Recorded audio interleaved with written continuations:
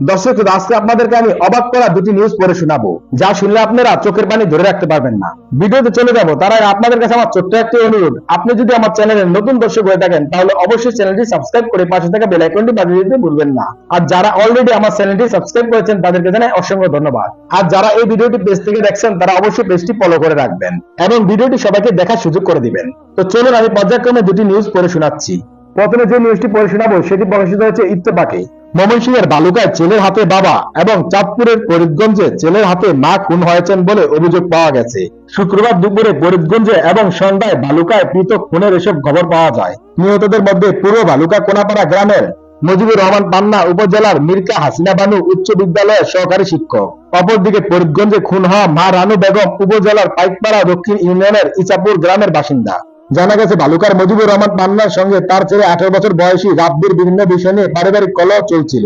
এরই জেরে শুক্রবার সন্ধ্যায় নিজ বাড়িতে রাব্বি তার বাবা পান্নার বুকে জখম করলে তিনি জ্ঞান হারিয়ে মাটিতে পড়ে যান। পরে স্থানীয়রা উপজেলা স্বাস্থ্য কমপ্লেক্সে নিয়ে গেলে কর্মরত চিকিৎসক তাকে মৃত ঘোষণা করেন।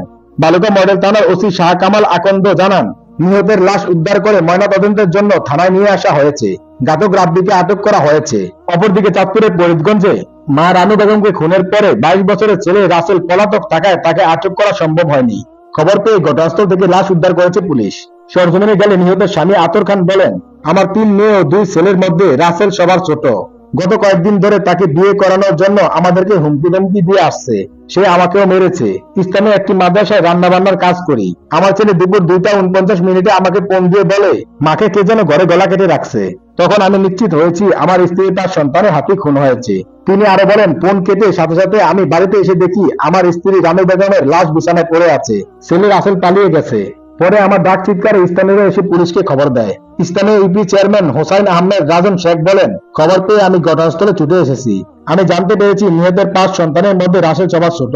বড় ছেলে ফারুক গত প্রায় 5 বছর ধরে ঢাকাতে থাকে। বাবা মায়ের খোঁজ খবর রাখে না। বাকি 3 মেয়ের বিয়ে হয়, তারা স্বামীর বাড়িতে থাকে।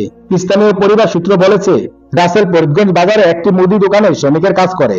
গত কয়েকদিন ধরে সে তার বাবা মাকে হুমকি ধমকি দিয়ে আসছে তাকে বিয়ে করানোর জন্য। যদি তাকে বিয়ে না করায় সে বাবা মাকে খুন করে ফেলবে এমন হুমকিও দেয়। সবাই চায় সঠিক তদন্ত করে এই হত্যার বিচার হোক।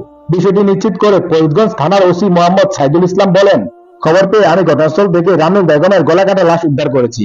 তার স্বামী আতর খান ও মেয়ে শাহিনুরের ভাষ্য অনুযায়ী নিজের ছোট ছেলে রাসেলের হত্যা ঘটিয়েছে। রাসেল পলাতক রয়েছে, তাকে গ্রেপ্তার অভিযান চলছে। এই বিষয়ে থানায় একটি হত্যা মামলা প্রক্রিয়াধীন। এখন আমি আপনাদেরকে নিউজ জন্য একটি নিউজ পড়ে শোনাচ্ছি। এই চাঁদপুরের মা হত্যা করা রাসেলের বিষয় নিয়ে আরেকটি নিউজ প্রকাশিত হয়েছে এই সময়ে। এখানে লেখা হয়েছে, বিয়ের জন্য মেয়ে দেখে দেননি মা, প্রতিশোধ নিতে এই কি কাণ্ড ছেলের। কেউ বলছেন বিয়ে পাগল, আবার কারো ধারণা মানসিকভাবে বিকারগ্রস্ত। এমনই এক ছেলের হাতে নির্মম ভাবে খুন হলেন এক মহিলা। নিজের মাকে ধারালো অস্ত্র দিয়ে কুপিয়ে হত্যা করে এই যুবক। কেন এই খুন? গত কয়েকদিন ধরে তার বিয়ে দেওয়ার জন্য বাড়িতে বলছিলেন রাসেল খান, কিন্তু কেউ তার কথায় কর্ণপাত করছিল না।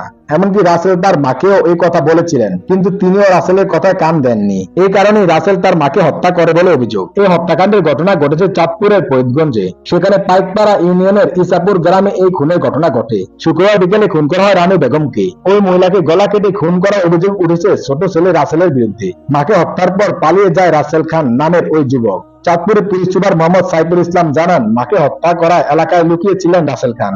যে ধারালো ছুরি দিয়ে রাসেল মাকে হত্যা করে সেটি উদ্ধার করা হয়েছে। খুন করার কারণ কি? রানু বেগমের স্বামী আতর খান জানান, 3 বোন ও 2 ভাইয়ের মধ্যে সবার ছোট রাসেল। রাসেল দীর্ঘদিন ধরে বিয়ে করার জন্য পরিবারের কাছে বলে আসছিলেন। বেকার হওয়ায় রাসেলের কথায় কেউ কর্ণপাত করেননি। এই কারণে রাসেল তার মার গলা কেটে হত্যা করে। তবে তিনি সেই সময় বাড়িতে ছিলেন না। আতর খান ফরিদগঞ্জ উপজেলার রূপসা বাজারের এলাকার একটি মাদ্রাসায় বাবুর্চি হিসেবে কাজ করেন। রাসেল ছাড়া তার অন্য ছেলে মেয়েদের বিয়ে হয়ে গিয়েছে। জানা গিয়েছে গত কয়েক মাস ধরে বিয়ে করার জন্য বাবা ও মাকে চাপ দিচ্ছিল রাসেল খান নামে ওই যুবক। সে একসময় ঢাকা নৌশহরের কাজ করত। 4 বছর আগে চাকরি ছেড়ে গ্রামে ফিরে আসে রাসেল খান। তারপর থেকে সে বেকার। এদিকে স্থানীয় সূত্রে জানা গিয়েছে মানসিকভাবে কিছুটা অসুস্থ ছিলেন রাসেল খান। স্থানীয়দের ধারণা সেই কারণে মেজাজ হারিয়ে মায়ের উপর হামলা চালায় রাসেল। পুলিশ সুপার জানান, তার বিয়ের ব্যবস্থা না করায় বাবা ও মায়ের উপর ক্ষুব্ধ ছিলেন তিনি। তাই তিনি নিজের মাকে খুন করেন। ওই মহিলা যখন ঘুমিয়েছিলেন তখন প্রতিশোধ নিতে রাসেল তাকে খুন করেছে বলে তাদের জানিয়ে নিয়েছে বলে জানান। কিছুক্ষণ আগে আমি একটি নিউজ পড়েছিলাম, সেখানে বলা হয়েছিল যে ছেলের হাতে বাবা খুন হয়েছে। সেই বিষয়টি নিয়ে আবার যুগান্তর একটি নিউজ হয়েছে, সেখানে লেখা হয়েছে সাবেক স্ত্রীর সঙ্গে অবৈধ সম্পর্ক, ছেলের হাতে যুবলীগ নেতা খুন। ময়মনসিংহের বালুকায় সাবেক স্ত্রীর সঙ্গে অবৈধ সম্পর্ক রাখার জেরে কলেজ পড়ুয়া ছেলের হাতে বাবা মুজিবুর রহমান পান্না নামের এক যুবলীগ নেতা খুন হয়েছে। পুলিশ রাতে অভিযুক্ত ছেলে মারুফ আহমেদ রাব্বিকে আটক করেছে। নিহত পান্না মির্কা হাসিনা বানু উচ্চ বিদ্যালয়ে শিক্ষকতা করতেন। তিনি 6 নম্বর বালুকা ইউনিয়ন যুবলীগের আহ্বায়ক ছিলেন।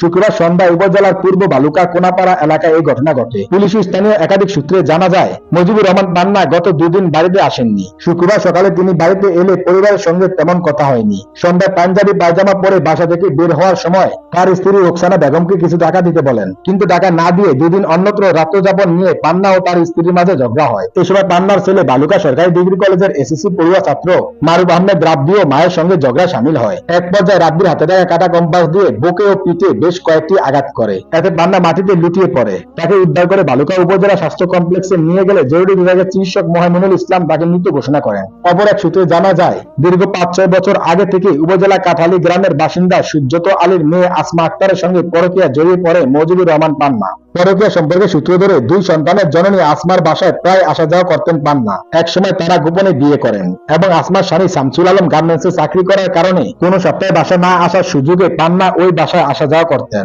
একদিন আসমার স্বামী শামসুল আলমের হাতে তাদের অবৈধ সম্পর্ক ধরাও পড়ে। এ নিয়ে পান্নার সঙ্গে আসমার স্বামীর ঝগড়া হলে পান্না তাদের একটি কাবিননামা প্রদর্শন করেন।